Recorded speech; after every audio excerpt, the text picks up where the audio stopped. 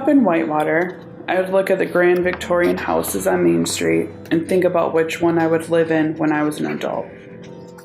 At 21, I was living and working in North Carolina with my fiance.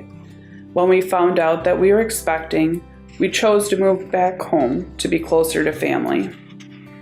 Immediately after the birth of my child, my fiance left us, and I was stuck with a large amount of debt that we had accumulated. I had to live with my family for a while, and once child support started and my daughter was off of formula, I rented a 500 square foot apartment and tried to become independent.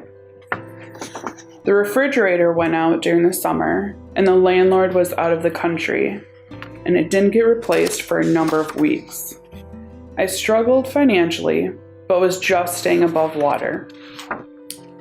That is until my daughter's father lost his job and the child support stopped. Over the next few years, I tried every strategy that I could to figure out how to provide for my child and still be there enough to raise her on my own. I worked 2 jobs and then I never saw my daughter. I tried getting a job closer to Milwaukee to make a higher wage, and that's when gas prices spiked and the heat went out in my car during winter. Nothing that I tried seemed to be enough. That's when I went back to school to become a registered nurse.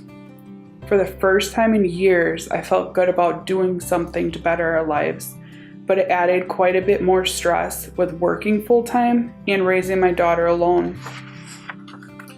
For a while, my daughter and I moved into my grandparents' living room. She slept on a toddler bed, and I was on the couch. This started out a great situation, but with my family's resentment towards me, I was an emotional mess.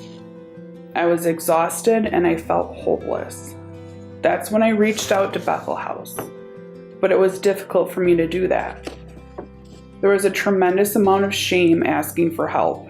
I was embarrassed that I was 30 with a child and I didn't have my act together.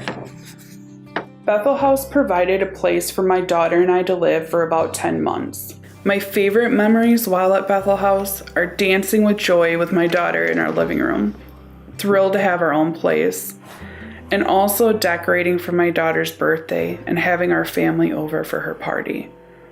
My daughter was too young to realize we were living in a house for those who can't afford their own, but she never identified as being poor. I was treated with humanity and grace as a person of value, and that helped me to see beyond my failures and my shame. I could see myself making progress, and that gave me the confidence to know that I could make a better life for me and my child. I also learned about how to budget and save.